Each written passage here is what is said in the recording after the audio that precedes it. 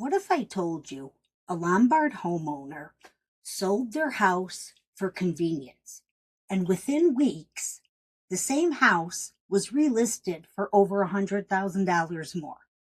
And before you think, oh, they must have done a massive renovation, wait until you see what was actually done. Today, we're breaking down a real Lombard sale step by step and answering the big question every homeowner should ask before selling to one of these we buy as is for cash companies.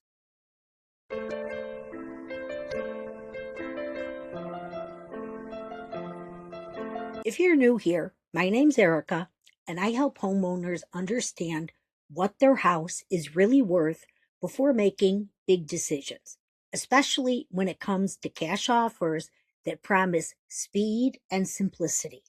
And today's story out of Lombard is a great example of why slowing down just a little can sometimes mean keeping tens of thousands of dollars in your pocket.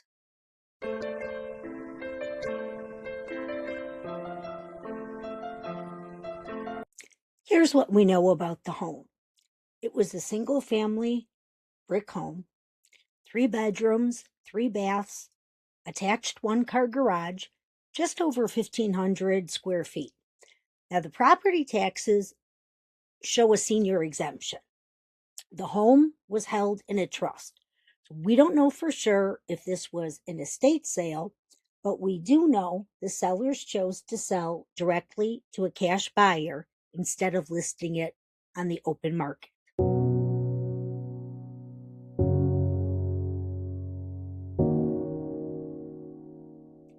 On September 15th, the sellers sold the home as is to a cash buyer for $358,000. No showings, no prep, no waiting.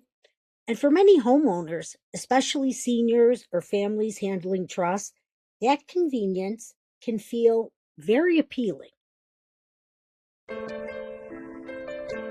Just 3 days later, on September 18th, the cash buyer listed the home with a realtor on the open market for $459,900. Now, here's the important part.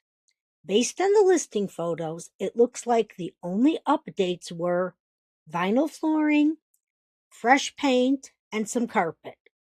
No new kitchen, no bathroom remodels, no addition, just basic cosmetic updates. Now, this is where things get interesting. The cash buyer was likely hoping for multiple offers, but the market had other plans. Here's how the pricing unfolded. October 1st, they dropped the price to $439.9. October 8th, listing canceled. October 8th, relisted as new at $429.9. October 22nd, they reduced it to $424.9. November 6th, reduced again to $419,900. November 18th, it finally went under contract. Total market time, 63 days.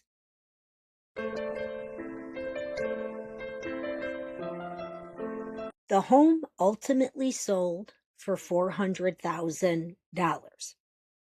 So let's break this down. The cash buyer paid $358,000. The cash buyer sold it for $400,000. That's a difference of $42,000. Now subtract realtor commissions, transfer tax, holding costs, flooring and paint, 2 months of market risk. The profit shrinks kind of quickly.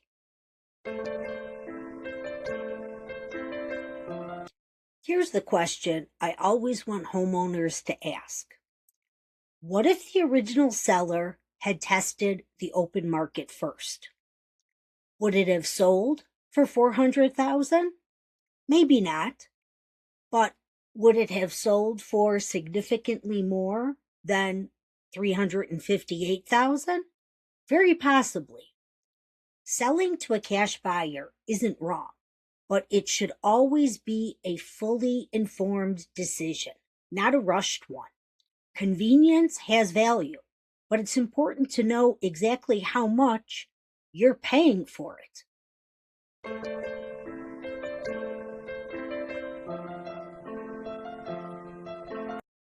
If you're considering a cash offer, or if someone has already put one in front of you, get the numbers first.